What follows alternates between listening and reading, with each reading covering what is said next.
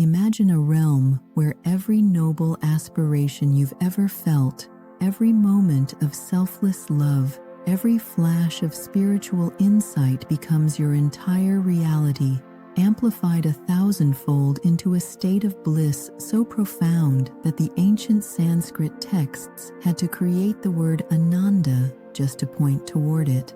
This is Devachan, what the Vedantic sages called Devaloka or Svarga, the heaven worlds where consciousness experiences the fruits of its highest earthly aspirations. If Kamaloka was the purification chamber, Devachan is the reward, but it's far more mysterious and beautiful than any earthly paradise you've ever imagined. After the soul completes its purification in Kamaloka, something extraordinary happens according to the ancient Vedantic teachings. The purified consciousness, now freed from the gross and subtle bodies tied to desire, awakens in what the texts call the causal body, the pure essence of individual awareness clothed only in its highest spiritual impressions. But here's what makes Devachan utterly unique according to the ancient sages. Only the most refined spiritual essence can exist there. The very vibration of this realm prevents anything coarse, selfish, or negative from manifesting. You literally cannot experience suffering there. It's impossible. The Vedantic texts reveal that Devachan operates on what they call the mental plane, a realm where consciousness experiences reality through pure thought and spiritual feeling rather than through physical or even astral senses. Think of it this way: every selfless thought you've ever had, every moment of genuine love, every aspiration toward truth, beauty, or spiritual realization, these become the very substance of your Devachanic experience. The soul literally lives within the fruition of its own highest nature. But Devachan operates by what the ancient sages called svapna, a dreamlike state where consciousness creates its own perfect reality. The texts describe how you don't interact with other souls there as separate beings, but rather experience perfect, idealized relationships with everyone you've ever loved as expressions of your own expanded consciousness.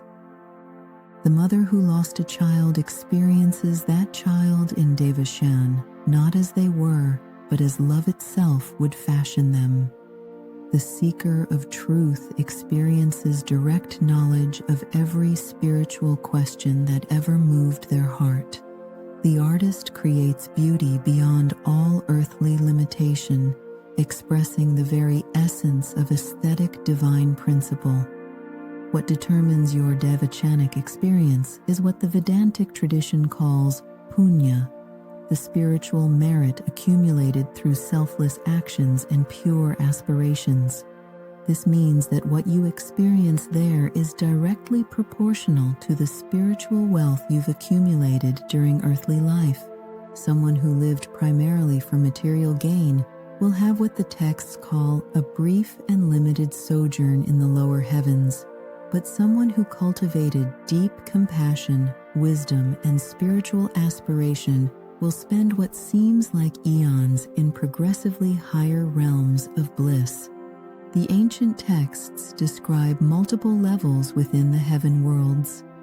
The lower levels, called Bhuvarloka, are more personal. Here you experience the perfection of relationships and the fulfillment of noble dreams. The higher levels, Maharloka and beyond, become increasingly universal. Here, individual consciousness begins to merge with cosmic truth itself. What's remarkable is that time in Devachan operates according to different laws than earthly time. The texts describe how a single moment of spiritual bliss can seem to last for kalpas, cosmic ages, while vast periods pass like the blink of an eye. The soul becomes completely absorbed in its own divine nature.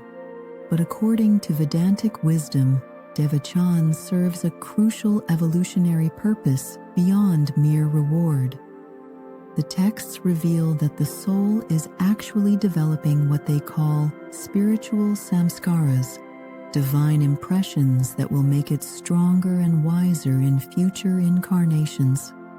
This is why some individuals seem to be born with natural spiritual gifts, artistic genius, or innate wisdom. They're expressing capacities developed during their consciousness's rest in the heaven worlds between earthly lives. The advanced teachings suggest that highly evolved souls can maintain some awareness while in Devachan, using this time for conscious spiritual development. These become the individuals who return to earthly life as natural mystics, born teachers, or spiritual revolutionaries. But eventually, even this perfect bliss must end according to the eternal law the texts call karma kshaya, the exhaustion of merit.